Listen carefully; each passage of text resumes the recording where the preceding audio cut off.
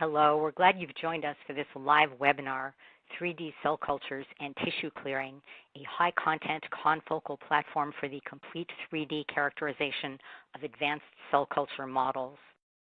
I am Judy O'Rourke of Labroots, and I'll be moderating this session.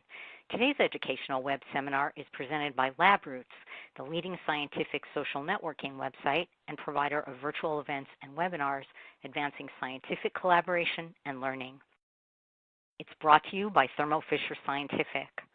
Thermo Fisher is a world leader in serving science whose mission is to enable customers to make the world healthier, cleaner, and safer. Thermo Fisher Scientific helps their customers accelerate life sciences research, solve complex analytical challenges, improve patient diagnostics, and increase laboratory productivity. For more information, please visit www.thermofisher.com. Let's get started. You can pose questions to the speaker during the presentation while they're fresh in your mind. To do so, simply type them into the drop-down box located on the far left of your screen labeled Ask a Question and click on the Send button. Questions will be answered after the presentation. To enlarge the slide window, click on the arrows at the top right-hand corner of the presentation window. If you experience technical problems seeing or hearing the presentation, just click on the Support tab found at the top right of the presentation window, or report your problem by typing it into the Answer a Question box located on the far left of your screen. This is an educational webinar and thus offers free continuing education credits. Please click on the Continuing Education Credits tab located at the top right of the presentation window and follow the process of obtaining your credits. I now present today's speaker, Michael Johnson, PhD, the Chief Executive Officer at Visikol. Visikol is a drug discovery research organization focused on advanced in vitro models, 3D tissue imaging, and digital pathology. Dr. Johnson is a 2017 Forbes 30 Under 30 honoree. He holds a PhD from Rutgers University. Dr. Johnson's research background has focused on various projects, from remote sensing research with NASA to building light sheet microscopes for 3D tissue imaging and producing algae-derived biofuels.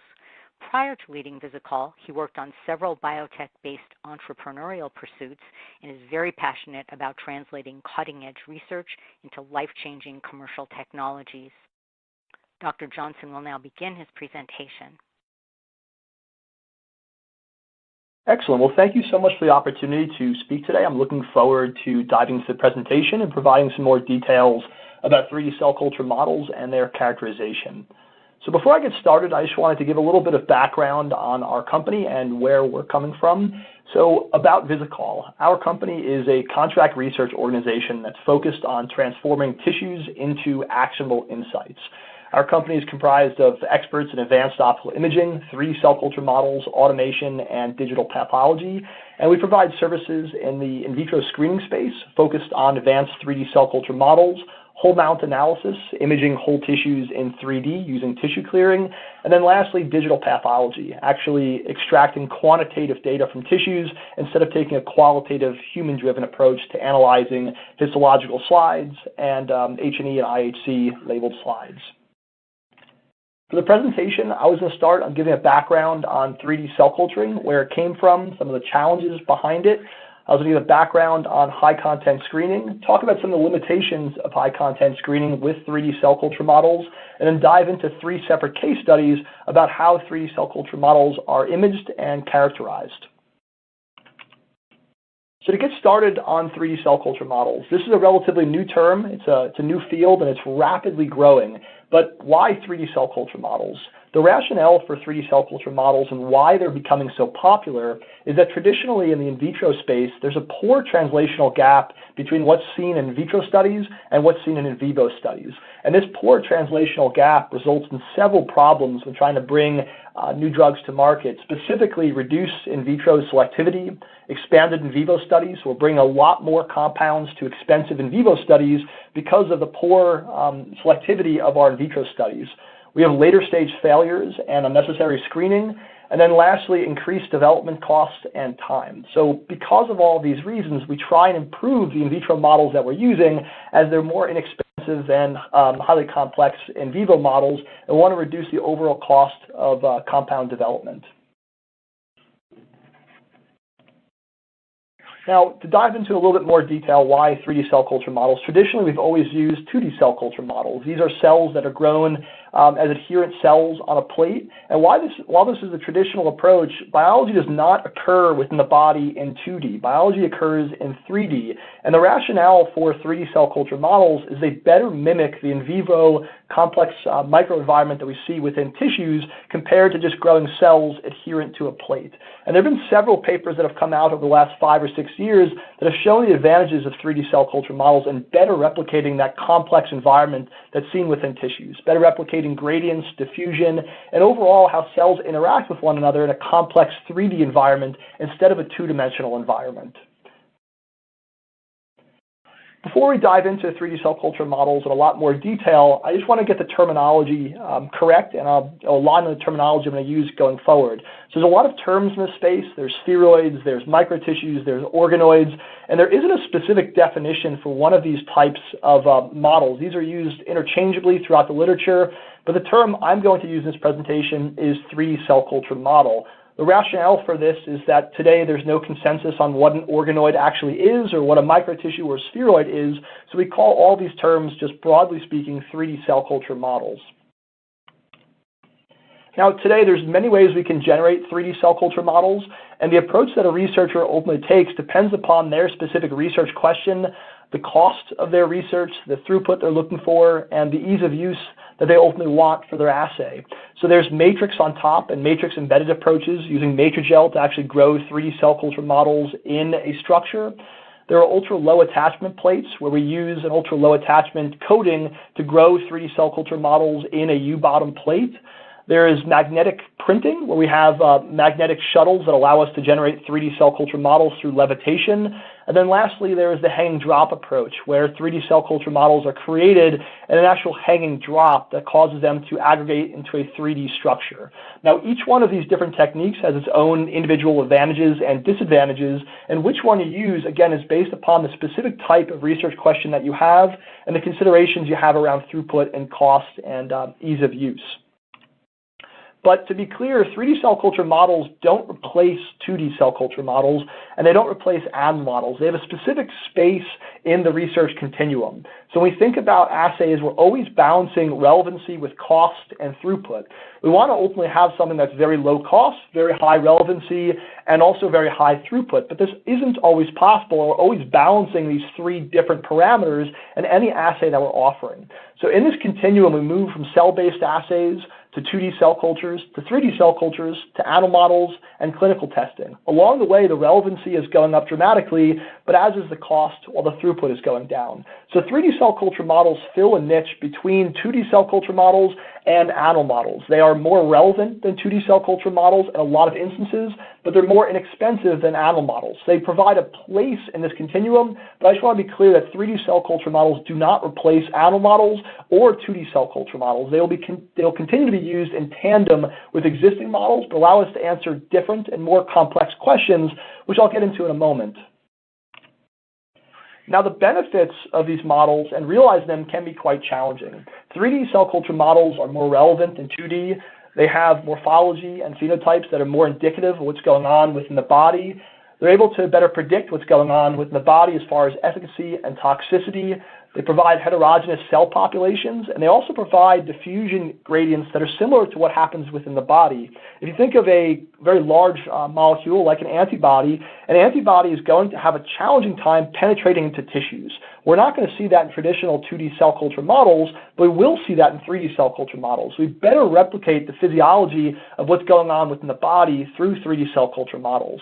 But ultimately, 3D cell culture models are a new field. It's only 5-10 years old, really, and it's very nascent. And because of that, there isn't a tremendous amount of literature that's come out using these models for a wide range of applications. So the field is still very new. Researchers are still trying to build consensus about which models are best for certain applications, which types of models should be used for high throughput or low throughput or high in vivo relevancy. Those questions have still yet to be answered in a comprehensive way, and because of that, this field is new. So there's a lot of questions that are unanswered. The technologies are being developed as researchers go, and a lot of the tools are still quite new. So the weaknesses around the field are just that it's nascent, and also it's more expensive than 2D cell culture models. So while it's more inexpensive than complex in vivo models, it still is more expensive than 2D models, so it can't be used as a direct replacement for all 2D in vitro applications.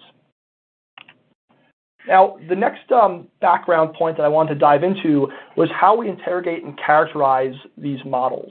This varies a lot based upon the research question and based upon specifically the type of data that we're trying to get out of tissues. But I want to make clear here is there's lots of different ways that we can extract data from 3D cell culture models, and they vary tremendously in the price and throughput, as well as their individual limitations. So on one end of the spectrum, we have dissolution assays, where we go ahead and we take one single data point from a 3D cell culture model, whether it's total ATP, and we get that as a single endpoint from one of these spheroids. The problem with that, acquiring this data from a single 3D cell culture model, is that we're only acquiring one single endpoint. If confocal microscopy is used instead on the other end of the spectrum, we can actually characterize every single cell within a 3D cell culture model. This process is incredibly expensive compared to just a dissolution-based assay, but it provides us with a tremendous amount of information. So really designing an assay is based upon the type of data that we're trying to acquire from a 3D cell culture model, and that really depends a lot on our research question and also the throughput that's desired in our assay. Now, one of the limitations today with 3D cell culture models, which is a core focus of this presentation, is the limitations in imaging. One of the challenges with imaging a 3D cell culture model is that light does not pass all the way through a 3D cell culture model. And because of that, if we try and image a 3D cell culture model today of 200 or 500 microns in diameter using Widefield or confocal microscopy, light only passes through about one to three cell layers into the model before it significantly attenuates. And because of that, today, assays that are based on imaging are only actually characterizing the periphery of these models. So if you look on the right here of this confocal image that I have, if you take a 3D cell culture model and you just image it in PBS, what happens as I'm panning through the model and going up about 10 microns in the Z direction, I start to only see the periphery of the models. The interior is totally absent as I'm characterizing none of those cells. Originally, this was thought to be due to a necrotic core or simply nothing being within the 3D cell culture model. But we have shown through using the Cytovista 3D cell culture clearing reagent that if you render these tissues transparent, you can actually image the entirety of these models. So in this case here, we took a 3D cell culture model. We went ahead and labeled it with Cytox green and nuclear stain, and then we cleared it with the Cytovista reagent and showed that by doing that, we can actually image the model in its entirety and increase the number of cells that are characterized by a factor of 3 to 4-fold. And while with wide-field microscopy, you can't get the Z sections that you can with confocal microscopy, if you clear the same model and image it with wide-field, you can also increase the number of cells that are detected because you're allowing light to pass through the model instead of only penetrating about 1 to 3 cell layers into the model. The reason this is highly significant is that researchers today who are using wide-field or confocal as their characterization methodology for 3D cell culture models, they're significantly biasing their results because they're only characterizing what's going on the outside of these models, where they're most exposed to nutrients, they're most exposed to the compound that they're looking at, and therefore you're not actually characterizing the entire population of cells, you're only characterizing the population of cells on the outside of these models, which dramatically biases your results. I'll talk more about that later in this presentation. So if we look on the levels throughout these models, as you see here, as we're moving up towards the center of a 250 micron diameter 3D cell culture model, when we clear the model, we see significantly more cells being characterized than if we do not clear the model. And just the rationale for that, again, is light is not penetrating. We're not getting that signal back to our detector on our confocal or wide field system, and we're biasing our results to only characterizing the periphery of these models.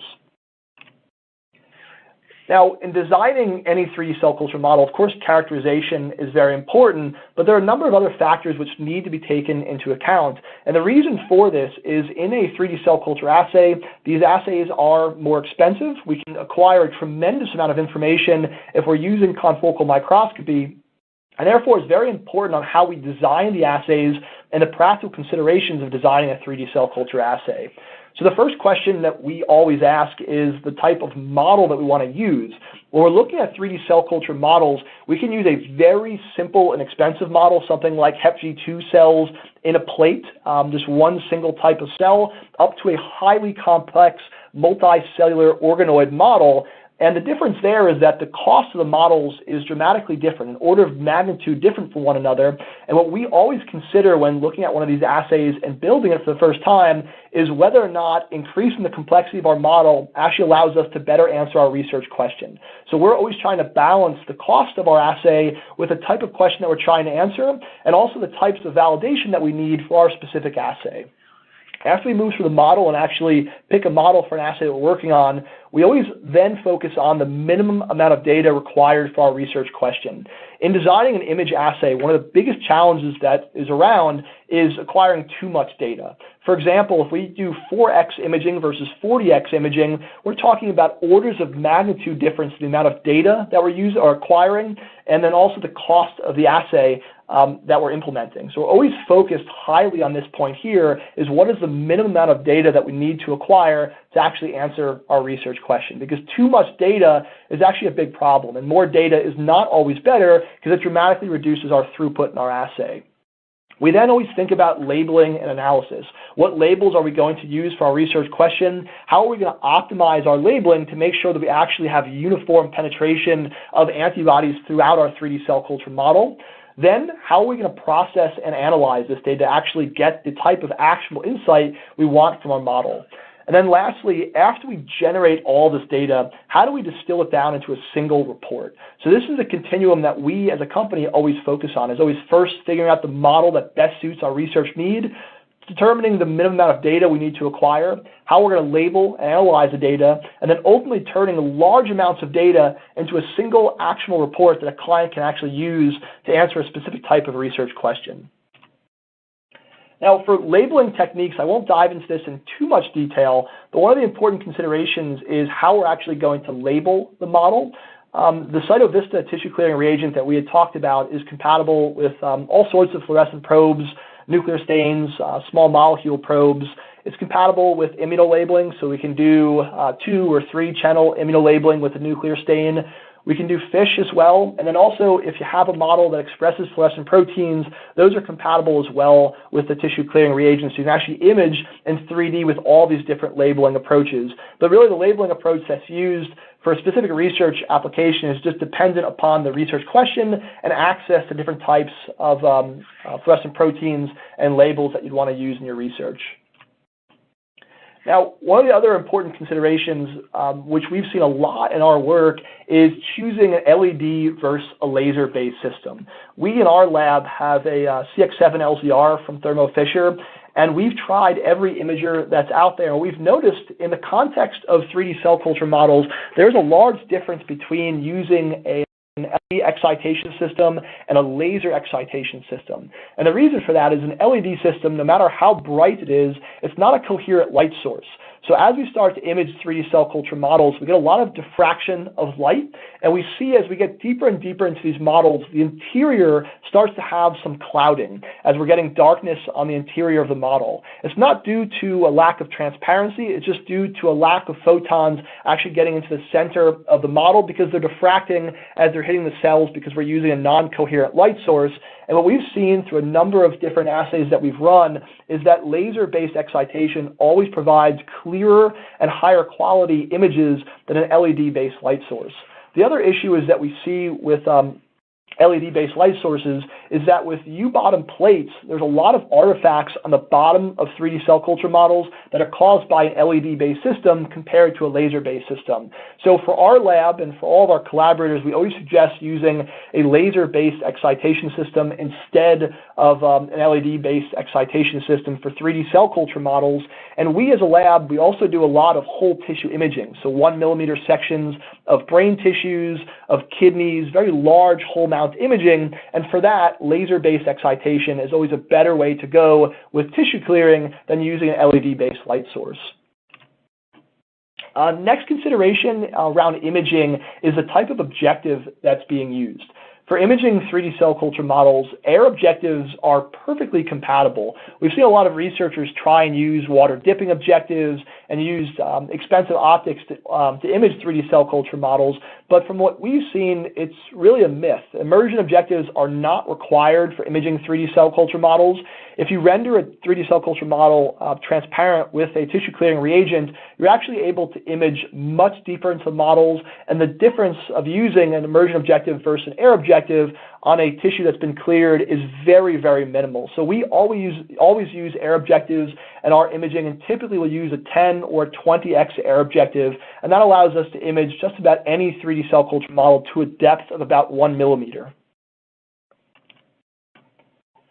The next consideration here on the imaging front is around confocal versus wide-field microscopy. Now, confocal allows you to image 3D cell culture models in 3D, so actually characterize each and every single cell within a 3D cell culture model if that is required for your research question. Now, this generates a substantial amount of data, and for many research applications, it just frankly acquires too much data and doesn't actually help you better answer your research question. But there are many cases in which confocal microscopy does allow you to better answer your research question, so it's dependent upon what that research question actually is.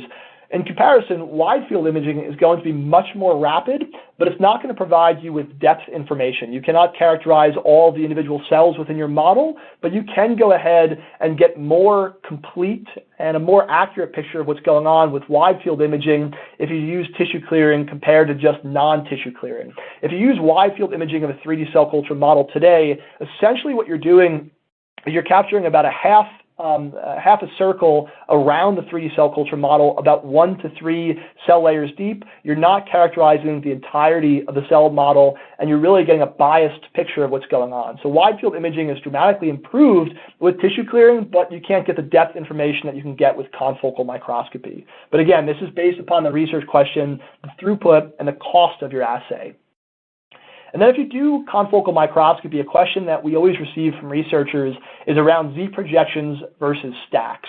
Traditionally, researchers have always used Z projections when doing confocal microscopy. So they acquire multiple Z slices throughout the depth of a 3D cell culture model. They compress all those into one single image, and they process that image, which is referred to as a Z projection.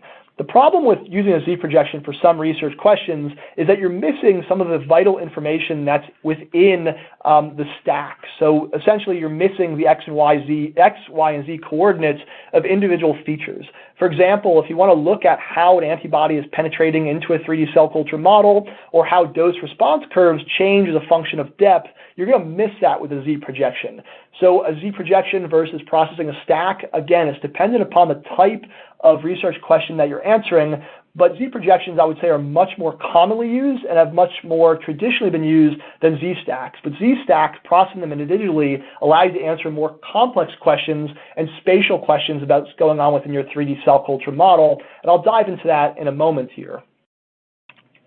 So the first case study I wanted to talk about was getting at the heart of why 3D cell culture models and why 3D cell culture models provide a better picture in many cases of what's going on within the body compared to 2D cell culture models. So in this case study, and we've called this a personalized medicine case study here, we've gone ahead and grown the Wood cell line, which is a breast cancer cell line, in 3D and then also in 2D. And what we've shown is that this cell line, grown in these two different mechanisms, one approach in 3D, one approach in 2D. In 3D, we have a positive expression of ER, but in 2D, we do not have expression of ER. And the reason this is interesting is because within the body, this cell line actually does express ER. So what we see here is a better prediction of the expression of a biomarker within a 3D cell culture model compared to a 2D cell culture model. And the reason this is important, which I'll dive into in the next two graphs here, is that if we don't have expression of ER within the 2D model, then drugs that might work within the body for this type of cancer cell line are not going to be shown to work in 2D models, but will be shown to work in 3D models. So the outcome of this assay, if we ran it in 2D versus 3D, will be different based upon the nature of how these cells actually express biomarkers in 3D versus 2D. So to dive into this on the next slide here, we're looking at Ki67. So this is a marker for cell proliferation, and we're looking at this marker in 2D in blue here and red in 3D. And what we show is for this wood cell line, this breast cancer cell line, in 2D, we don't see much of a change for fulvestrant as far as cell proliferation, but when we look at 3D, we see a dramatic reduction in cell proliferation in the 3D models with fulvestrant that we don't see in 2D. The reason this is interesting is fulvestrant is an ER targeting drug that works quite well in the body, but from our 2D assay, we wouldn't know that. The 3D assay is providing us a more complete, a more accurate, and a more predictive picture of what's going to happen within the body compared to the 2D model. So simply growing the exact same cells in 2D versus 3D does have a very significant impact depending upon the nature of the assay that you're running. So while the 2D assay was more inexpensive, it was simpler. In this case, we've actually improved the selectivity and the utility of this assay just by switching to 3D. Now, on the next slide, I show this again with tamoxifen. So tamoxifen reduces viability in 2D, but not in 3D. So in this case here, we're looking at it from the opposite perspective, and we're seeing drugs that may or may not work within the body, and the expression is different based upon the 2D or the 3D assay. So this is very significant when we're thinking about designing a new assay, is knowing whether or not the biomarkers that we need to be expressed in our assay are actually being expressed in a 2D model, if they're being expressed in a 3D model, and understanding that before we actually go ahead and run this assay with a large library of compounds. Because if we ran this assay in 2D, the results might not be indicative of what's going to go on in the body compared to a 3D assay. So next, jumping into another assay here, another case study example is live dead assay. So in this case, we took HepG2 spheroids grown in ultra-low attachment plates. We went ahead and processed these with the thermo live dead stain, and then after 45 minutes, washed them, we permeabilized them, we then stained them with DAPI, and then we used the Cytovista antibody buffer for about an hour, and then we washed them with the Cytovista washing buffer, and then went ahead and rendered them transparent. So we went ahead and did tissue clearing with the Cytovesta 3D cell culture tissue clearing reagent, and then went ahead to imaging. And what we showed here is that higher cell seeding densities resulted in larger, more irregularly shaped spheroids. And we looked at quantifying DAPI and fixable dead cell stain. What we see here is a higher concentration of cells that are dead at the center of these models with a higher seeding density. So essentially what we're doing here is quantifying the necrotic core of these models and showing how that's related to the seeding density. The reason this is important is until recently, with the advent of tissue clearing and applying it to 3D cell culture models, a lot of researchers just simply thought there was nothing on the interior of 3D cell culture models. And what we've shown by using tissue clearing here is that we can actually quantify what's going on within the necrotic core, and we can do it with very simple and easy to use assays that are rapid and easy to implement in any lab. And then lastly, the third case study here is looking at HepG2 cell proliferation. So a very common assay that a lot of researchers might be running for cell proliferation on different types of cancer cell lines. In this case, we're looking at Taxol at varying concentrations and looking at what happens during the dosage of Taxol at different concentrations. So here we did a pre-treatment for 20 minutes. We labeled with Ki67 again for cell proliferation. We then went ahead again and cleared the models with the Cytovista 3D cell culture tissue clearing reagent and imaged. And the significance of this is the difference between clearing the models and not clearing. We ran a control group here. We didn't clear the same models that were exposed to Taxol, and we ran these dose response curves looking at Ki67. And what we've shown is that there's a dramatic difference between tissues that have been cleared and tissues that have been not cleared. And the reason for that is when we're looking at Taxol and the non-cleared models, essentially what we're doing is we're only looking at cells on the periphery of these models. We're not looking at the entire population of cells within these 3D cell culture models, but when we clear the models, we are. So we see a dramatic drop in the Ki67 of positive cells within these models when we clear the models compared to just looking at the non-cleared models, because we're actually characterizing the entirety of the model and not just the periphery. So this has very large implications for drug screening, and the application of tissue clearing actually allows us to completely characterize the model instead of biasing our results to just the exterior. And then one of the things that we do a lot of is spatial dose profiling. So in this case here, we took these 3 cell culture models, these HepG2 models, and we broke them down into inner, middle, and outer cross sections. And for each one of those sections, we looked at Ki-67% of positive cells. And this is by processing our data as Z-stacks instead of looking at Z projections. This allows us to actually look at cells within each one of those layers and determine dose response curves for each one of those. This is very important for profiling large molecules. It's very important for seeing how our little tiny models are actually responding to the compounds and how different components within those models are actually responding to the compounds over time. Now, I appreciate the opportunity to present about the characterization of 3D cell culture models. And if you have any questions, please feel free to reach out at any time. My email is michael.johnson@visikol.com. And again, I appreciate the opportunity to speak with you today. Thank you, Dr. Johnson, for your presentation. A quick reminder for our audience on how to submit questions. Simply type them into the drop-down box located on the far left of your presentation window labeled Ask a Question and click on the Send button. Dr. Johnson will answer as many questions as time permits. First question is, what is the biggest challenge into designing a 3D cell culture assay? I would say our biggest challenge is that we work as a contract research organization. So researchers come to us and say, we have this specific problem, we'd like an assay that does this and has these types of endpoints. The biggest challenge for us is the communication with the researcher around what is the minimum amount of data that's required. Because, for example, if the researcher wants to look at their model at 40x magnification, the amount of data we're going to generate at 40x compared to 4x is about 1,000-fold more. So that provides a lot of challenges for data processing, for analysis, and just ultimately the throughput of the assay is very low and the cost is going to be very high.